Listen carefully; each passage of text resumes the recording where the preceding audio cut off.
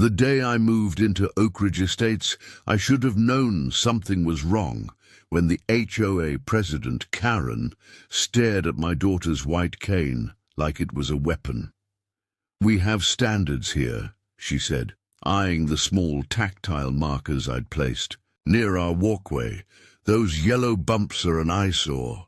My 9-year-old daughter, Lily, stood beside me, her blindness since birth never stopping her from being the bravest kid I knew. "They help me know where the sidewalk starts," she said softly, her voice small but clear. Karen forced a smile that didn't reach her eyes. "Well, we'll see about that."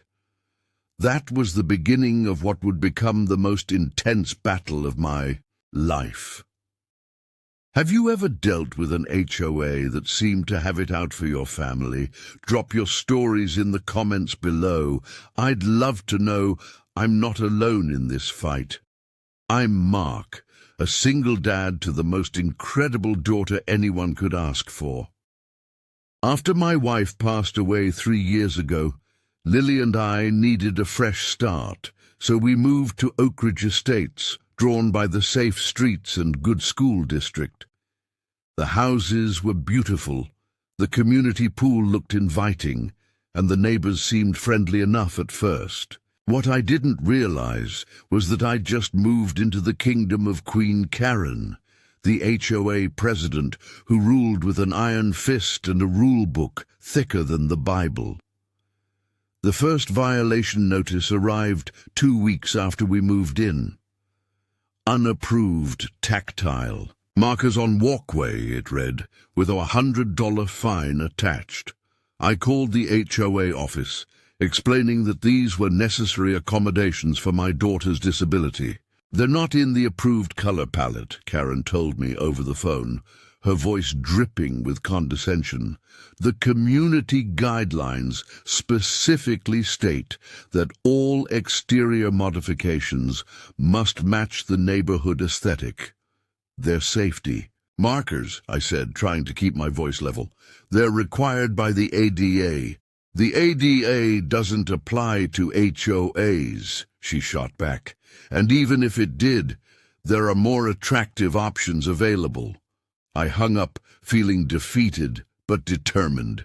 I researched ADA requirements and discovered that Karen was dead wrong. The ADA absolutely did apply to HOAs in common areas. I printed out the relevant sections, highlighted the important parts, and marched down to the next HOA meeting. The community center was filled with residents, most of them older, all of them seemingly terrified of Karen, who sat at a folding table at the front like a judge presiding over court. When my turn came to speak, I calmly explained the situation, showed my research, and requested an exemption on the grounds of disability accommodation. Karen smiled that same fake smile from moving day. "Mr. Henderson, we appreciate your unique situation, but rules are rules. If we make an exception for you, where does it end? Next thing you know, people will be painting their houses neon green." Murmurs of agreement rippled through the room. I felt my face flush with anger. "These aren't decorative," I said, my voice rising slightly. "They're necessary for my daughter's safety. She can't see where the sidewalk ends and the grass begins." "Perhaps she should learn to be more careful," Karen replied sweetly. The room fell silent. I stared at her, incredulous. "Are you suggesting my daughter should just fall?" I asked, disbelief warring with rage in my voice. Karen shrugged. "I'm suggesting that we all have to make sacrifices for the good of the community. Your daughter's markers are against our guidelines. Remove them or pay the fine." I left that meeting feeling something beyond anger, a cold, calculated determination forming in my chest. If Karen wanted a war, she'd get one. Over the next month, the violations mounted. Unapproved ramp at front entrance, a temporary one until the permanent one could be installed. Visible medical equipment in yard, Lily's therapy ball that sometimes ended up outside after our sessions. Excessive noise during daytime hours. Lily's music therapy that happened between 2 to 3 p.m. on Tuesdays. Each violation came with a fine, each letter more threatening than the last. Karen seemed to take personal pleasure in this harassment, often driving slowly by our house and making notes on her clipboard. Then came the day that changed everything. Lily was in our small front yard, practicing her orientation and mobility skills with her instructor from the school for the blind. They were working on locating the mailbox when Karen's car slowed to a stop in front of our house. "Your daughter is blocking the sidewalk," Karen called out, not getting out of her car. Lily's instructor, a patient woman named Ms. Rivera, replied calmly, "We're practicing navigating the neighborhood. We'll be done in a few minutes." "Well, hurry it up," Karen snapped. "Some of us have places to be." Lily, who had been concentrating on finding the mailbox with her cane, turned toward Karen's voice. "I'm sorry if I'm in your way," she said politely. Karen snorted. "You're always in the way, aren't you? With your special rules and your special equipment. The rest of us have to follow the rules, but not you." Ms. Rivera stepped between Lily and the car. "That's completely inappropriate," she said firmly. Karen revved her engine. "Remove those ugly yellow markers by the end of the week, or the fines double." And then she drove away. Lily was trembling when she came inside. "Dad, why does she hate me?" she asked, her voice small. I knelt in front of my daughter, taking her hands in mine. "She doesn't hate you, sweetheart. She doesn't understand you. And she's using the rules to be cruel, because that's the only power she has." That night, after tucking Lily into bed, I sat at my kitchen table with a glass of whiskey and the Oak Ridge Estates HOA rulebook. If Karen wanted to play by the rules, then we'd play by the rules, all of them. I discovered something interesting. In Section 7.4.2 of the HOA bylaws, all board members must maintain their properties in strict accordance with HOA guidelines, without exception. Failure to do so will result in immediate removal from the board. Interesting, very interesting. The next day, I drove through Oak Ridge Estates with my phone, taking pictures. And what I found was gold. Karen's house had at least 6 violations. Unapproved plantings in the front yard, a decorative fountain that hadn't been approved, a basketball hoop, strictly forbidden, and most damningly, her driveway had been resurfaced in a dark grey concrete when the approved color was light grey only. But the jackpot was in her backyard.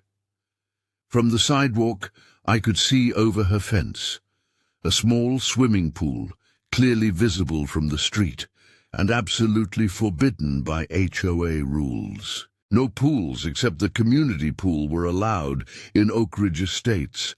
I documented everything, taking pictures from the public sidewalk, making sure to date stamp them. Then I did something Karen never expected. I reached out to other residents who had been fined by Karen. I found a surprising number of allies. There was Mr. Peterson, fined $200 for painting his front door the wrong shade of blue. Mrs. Rodriguez, fined for having a visible trash can on pickup day. The Johnsons, fined for their teenage son's car being parked in the driveway overnight. All of them had stories about Karen's selective enforcement of the rules. Together, we formed a group. Oak Ridge Residents for Fair HOA Practices. Our first official act was to submit a formal complaint to the HOA board, complete with evidence of Karen's multiple violations. I'm not going to lie to you, viewers. I thought this would be the end of it. Karen would be embarrassed. She'd remove the violations, and maybe she'd leave us alone. I really believed that common sense would prevail.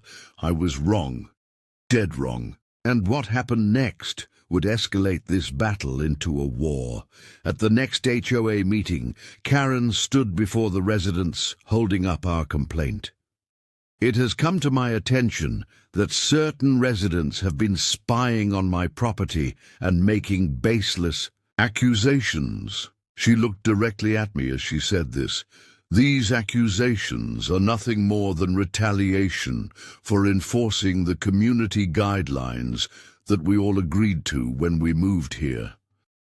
Then she did something that shocked everyone in the room. As of this meeting, I'm proposing an amendment to the HOA bylaws.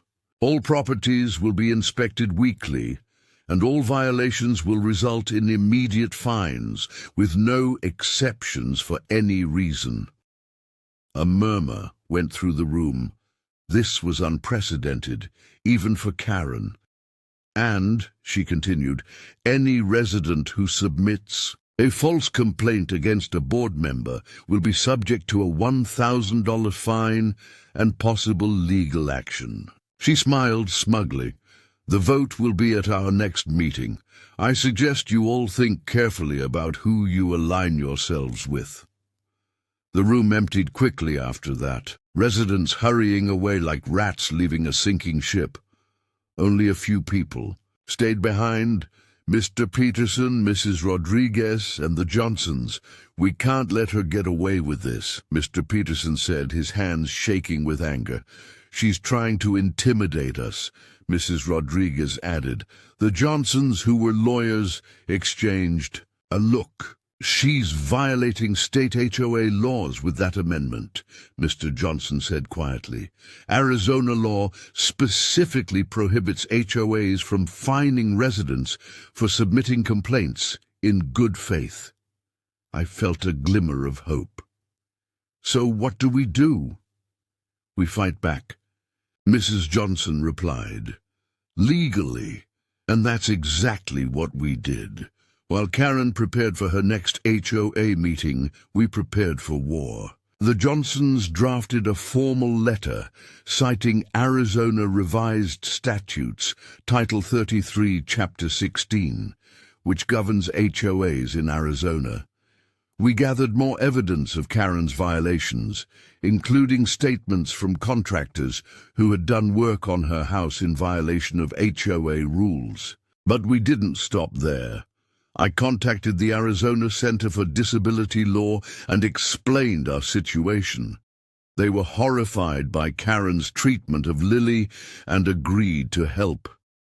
The day before the HOA meeting, where Karen planned to push through her amendment, we struck. We sent copies of all our evidence to every resident in Oak Ridge Estates, along with a summary of Karen's violations and the legal implications of her proposed amendment. The response was immediate and overwhelming. Residents began calling Karen, demanding answers. Some even went to her house, taking pictures of her violations for themselves. Karen was cornered, and cornered animals are dangerous. That night, someone threw a rock through our front window, with a note attached, "Drop the complaint or else." I called the police, filed a report, and installed security cameras the next day. I also sent Lily to stay with my sister for a few days.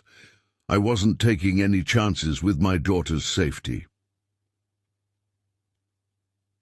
The HOA meeting was packed. Every resident showed up, many holding copies of the evidence we'd sent. Karen arrived late, looking flustered and angry. "I call this meeting to order," she began, banging her gavel on the table. "The first item on the agenda is the proposed amendment to the bylaws regarding—" "We have something more important to discuss," Mr. Peterson interrupted, standing up. "Your multiple violations of the very rules you've been enforcing against the rest of us." The room erupted in murmurs of agreement. Karen's face turned red. "Those are lies, fabricated by people with an agenda." "Is this a lie?" Mrs. Rodriguez asked, holding up a picture of Karen's swimming pool. Because it looks like a forbidden pool to me. And what about this? Mr. Johnson asked, showing a picture of Karen's dark grey driveway. The rules specifically say light grey only. 1 by 1. Residents stood up, holding pictures of Karen's violations. The evidence was overwhelming and Karen knew it. "This is harassment," she shouted, her composure finally cracking. "I'll sue every last one of you." "On what grounds?" Mrs. Johnson asked calmly. "We're simply pointing out that you've violated the same rules you've used to harass residents, including a child with a disability." Karen's face went pale. She looked around the room, realizing she had lost control. "I move that Karen be removed as HOA president immediately," Mr. Peterson said. "Seconded," Mrs. Rodriguez added. "All in favor?" Mrs. Johnson asked. Nearly every hand in the room went up. Karen stood there, stunned, as the reality of her situation sank in. "This isn't over," she said, gathering her things. "You'll all regret this." And with that, she stormed out of the meeting, leaving chaos in her wake. The next few weeks were a whirlwind of activity. The HOA board elected a new president, Mr. Peterson, who immediately suspended all fines related to disability accommodations. They also formed a committee to review the HOA guidelines and bring them into compliance with state and federal laws, including the ADA. But Karen wasn't done yet. She filed a lawsuit against the HOA, claiming wrongful termination and harassment. She also filed a restraining order against me, claiming I had threatened her. The restraining order was thrown out of court immediately when I presented security camera footage showing her throwing the rock through my own window. The lawsuit dragged on for months, costing the HOA thousands in legal fees. Then came the ironic twist that none of us saw coming. During the discovery process for the lawsuit, Karen was required to produce financial records for the HOA during her tenure as president. And what those records showed was shocking. Karen had been using HOA funds to pay for personal expenses, including the installation of her swimming pool and driveway. The lawsuit was dropped, and criminal charges were filed against Karen for embezzlement and fraud. She resigned from the community and moved away, leaving behind a trail of violations and angry residents.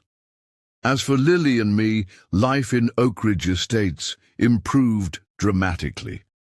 The new HOA board not only approved Lily's accommodations, but also worked with me to make the community more accessible for residents with disabilities. The yellow tactile markers stayed, becoming a symbol of what can happen when a community stands together against injustice. Lily thrived in her new environment, making friends and gaining confidence with every passing day. The incident with Karen had taught her an important lesson.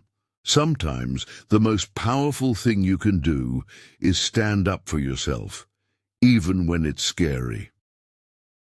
Looking back on it all, I realized that Karen's downfall wasn't just about her breaking the rules she so zealously enforced.